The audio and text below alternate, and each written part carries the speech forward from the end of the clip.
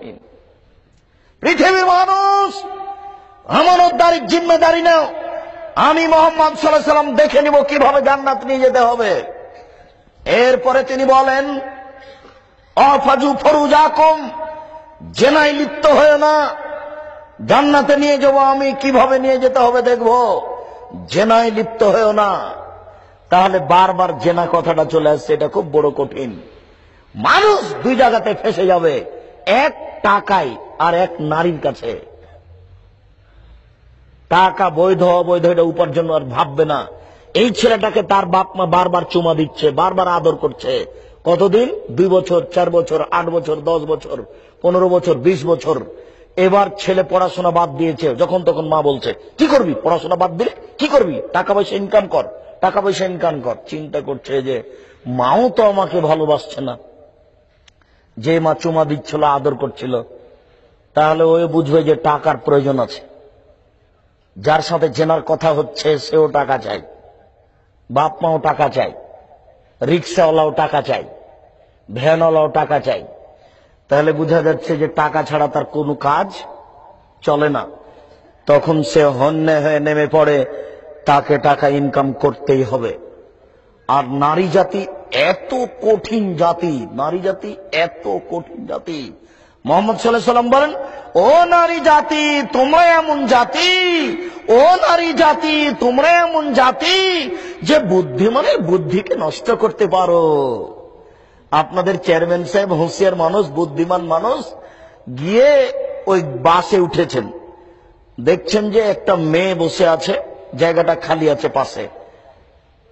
একবার খালি মেয়েটা হেসে বলেছে, ভাইয়া বসেন। একবার হেসে বললে আর কিছু লাগবে না। এবার চেয়ারম্যান সাহেব যতক্ষণ পর্যন্ত থাকবেন ততক্ষণ পর্যন্ত তাকে বলতে থাকবেন, তোমার নাম কি, তোমার বাপের নাম কি, তুমি কি করো, বাঁচার কোনো পথ নাই। এক ভাইয়াতে একবারে শেষ সম্পূর্ণ ইমান আমার। এটা হলো নারী। এমনি বলেননি রাসূল সাল্লাল্লাহু আলাইহি ওয়াসাল্লাম, ইন্নাল মারাতা তুকবিলু ফি সূরাতি শায়তান ওয়া তুদবিরু ফি সূরাতি শায়তান, নিশ্চয় নারী শয়তানের বেশ ধরে আসে, নিশ্চয় নারী শয়তানের বেশ ধরে যায়, নিশ্চয় নারী শয়তানের বেশ ধরে আসে, নিশ্চয় নারী শয়তানের বেশ ধরে যায়। তিনি বলেন, ইন্নান নিসা হাওয়াইলু শায়তান, নিশ্চয় নারী শয়তানের জাল, নিশ্চয় নারী শয়তানের জাল, নিশ্চয় নারী শয়তানের জাল। তিনি বলেন, ইয়াকুমুদ দুখুল আলান নিসায়ে, পৃথিবীর মানুষ সাবধান, নারীদের কাছে যায় না, গেলেই বিপদে পড়ে যাওয়া। পৃথিবীর মানুষ নারীদের কাছে যায় না, গেলে বিপদে পড়ে যাওয়া। তিনি বলেন, ইয়াকুমুল মুগিবাত, সাবধান, যেই মহিলার স্বামী নেই ওই বাড়িতে যায় না, গেলে বিপদে পড়ে যাওয়া। পৃথিবীর মানুষ সাবধান, যেই মহিলার স্বামী নেই ওই বাড়িতে যায় না, গেলেই তুমি বিপদে পড়ে যাওয়া। তিনি বলেন, লা তাখলুনা বিরাজালিন ইল্লা কানা সালিসু শায়তান, লা তাখলুনা রাজুলুন বিমরাতিন, কোন নারী যেন কোন পুরুষের সাথে নির্জনে একত্রিত না হয়, কোন পুরুষ যেন কোন নারীর সাথে নির্জনে একত্রিত না হয়। নির্জনে একত্রিত হলেই তৃতীয় জন হবে শয়তান। খুব সাবধান। তিনি বলছেন, ফাত্তাকুদ দুনিয়া ওয়াত্তাকুন নিসা, তোমরা পৃথিবী থেকে বেঁচে থাকো, নারী থেকে বেঁচে থাকো, তোমরা পৃথিবী থেকে বেঁচে থাকো, নারী থেকে বেঁচে থাকো। নারী বিপজ্জনক বস্তু, পুরুষের জন্য দুইটা বিপজ্জনক বস্তু, এক টাকা, দুই নারী। মানুষ এখানেই বিপদে পড়েছে, তা বুঝতে চায় না। উপস্থিত বৈঠকের দু একজন মুসলিম বোন যারা হয়তোবা বক্তব্য শুনছেন, নাও শুনতে পারে, দু একজন যদি থাকেন তাহলে হয়তোবা তিনি বলবেন, কি ব্যাপার আব্দুর রাজ্জাক সাহেব, আমাদের উপরে খেপে গেলেন নাকি? এত আমাদেরকে দুর্বল বলে গালি দিচ্ছেন কেন? জি না, আপনি আমার দিনী বোন, আপনাকে গালি দিব কেন?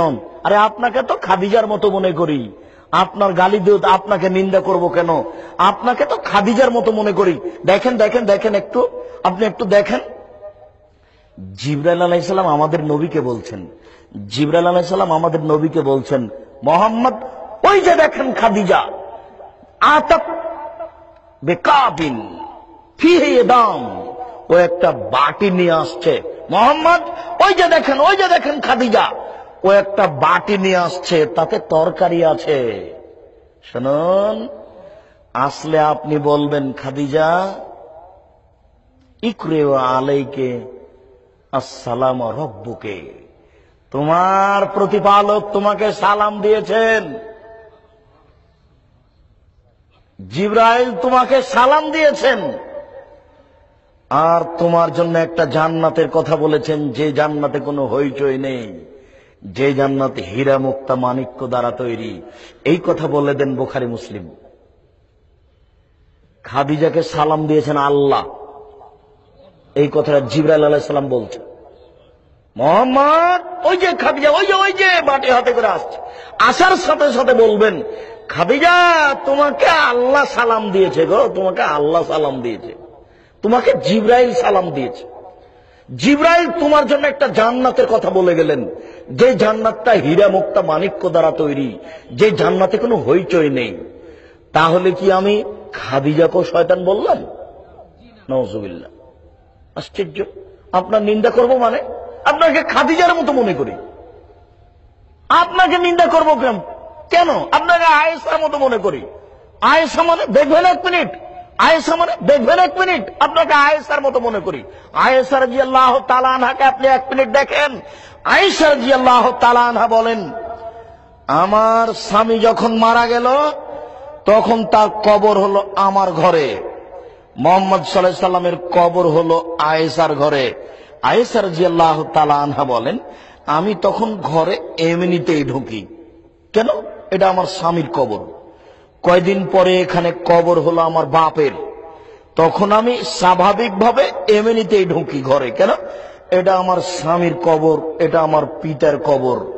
কয়দিন পরে কবর হলো উমারের, উমর রাদিয়াল্লাহু তাআলা আনহু, তখন আমি আর এমনিতেই ঢুকি না, আমি মাথায় কাপড় দিয়ে নিজেকে গুটিয়ে নিয়ে কবরের পাশে যাই। একজন বেগানা পুরুষের কবর আছে, আমার লজ্জা হয়। এখানে একজন বেগানা পুরুষের কবর আছে, আমার লজ্জা হয়। আয়েশা কবরকে লজ্জা করেন, তাই তিনি মাথায় কাপড় দিয়ে যান। আর আপনি একজন মাস্টার ডিগ্রি পাস মহিলা, এখন বসে আছেন মাথায় কাপড় না দিয়ে, আপনাকে বলবো না মানে? আপনি বলেন কি? আপনি তো বেহায়া, আপনার কোনো লজ্জা নেই। আপনাকে বলতে এসেছি শুধু রাজশাহী থেকে, আপনার পরিবর্তনের জন্য এসেছি। আপনার লজ্জাবোধের দাবি রাখি, আপনার লজ্জাবোধের দাবি রাখি, আপনার লজ্জাবোধের কামনা করি। আপনার পরিবর্তনের জন্য এসেছি, আপনাকে বলবো না মানে? আপনি বলেন কি?